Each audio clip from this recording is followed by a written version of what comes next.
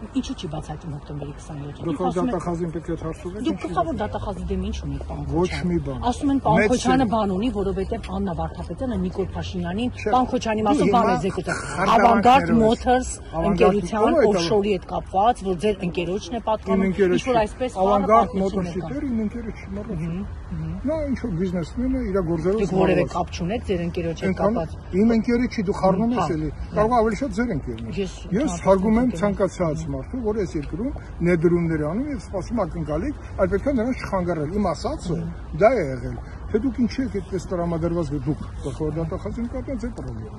Իմ ասածը բացահայտման մենք ձեզ ենք հարցողում, գլխավոր դատախազին պարոն Քոչարյան հարցուղեք, մենք ասենք ինչն է խնդիրը։ Ուշադիր լսի, հիմա բացառիկ հնարավորություն ունես քո տված հարցի պատասխանը ստանալու։ Հարց, որ ուղղված է 28-ի չբացահայտված նորմը։ 28-ի չբացահայտման տերը շարունակում է մնալ գլխավոր դատախազությունը։ Որովհետև եթե հիշում եք, տարեկան զեկույցի ժամանակ իմ ելույթը օրը Նարեկ Կիրակոսյանը շատ հետաքրքիր վերնագիր էր դրել։ Քոչարյան Անդրանիկը չգիտեմ ինչ արեց։ Իմի ասենք, որ այդպես է, Քոչարյան Անդրանիկը ամենը ասել է 5 րոպե ժամանակ կար, ինչի չանդրադարձանք հոկտեմբերի 27-ին եւ մարտի 1-ին։ Փառք ասում մարտի 1-ի բացահայտումը իրականացրեց փաստավակ խնդի զեկույցների հիման վրա, որի մեջ Անդրանիկ Քոչարյանի ստորագրությունը 5 զեկույցների մեջ կա։ Զեկույցների հիման վրա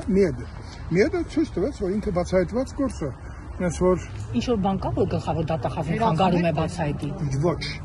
Ես ուզում եմ, որպեսզի մենք հասկանանք, կան դեռ վկաներ, այո, որոնք այսօր դեռ ողջ են։ Ալիկ Հարությունյանը ո՞ր է։ Պարոն Ուզունյանը փախավ, ով օգնեց։ Ձեր իշխանության օրոք փախավ, պարոն Քոչարյան։ Մատիկը այդպես մի արա։ Չէ, ես ուղղակի ուզում ասեմ, շեշտադրում եմ այստեղ, որ ձեր իշխանության օրոք մեղադրում։ Չէ, ես մեղադրում եմ բոլոր գլխավոր դատախազությունն է տերը այս քրեական գործի։ Ես ում մեղադրեմ ում ասա։ Քեզ մեղադրեմ չեմ կարող։ Ինձ մեղադրեմ, կարամ ինձ մեղադրեմ որպես վազգեն ընկեր, որը ինչե վերջ չի կարացել այս մեքենան, բայց ես գիտեմ, որ քնչական խումբը իր այդ փուլում հսկայական ապացույցներ ացիակ բերել իմ նշած մարդկանց Բացի Ուզունյանից, գործողությունների նկատմամբ Ալիկ Հարությունյանի գաղտնալ լսումից առաջ ով էր մտել մեկուսարան եւ նրան հոգեմետ դեղեր տվել, որպեսզի այդ դետեկտորը չկարողանար էֆեկտիվ աշխատել։ Հարցեր են, բայց նախաքննական մարմինը եղել էր հաջողել։ Հիմա պետք է բարձրացնել այդ նյութերը։ Մեջալոս կարծեմ հայկական ժամանակում 20 թվականի փետրվար ամսին մի հոդված տպվեց, շատ ուժեղ հոդված էր, վերլուծական, Արմենակ Միքայելյան ազգանունով, հեղինակի կողմից, հոկտեմբերի 27-ին վերաբերյալ, շատ լուրջ բան է, եթե չեք կարդացել, բայց կարդացեք, այնտեղ ասում է, որ 27-ին ինչ տեղի ունեցավ եւ մինչեւ 27-ին ինչ իրավիճակ էր, եւ դրանք բոլորը փաստարկված են։ Դատախազի ձեր հարաբերությունները շատ լավ, նորմալ, ես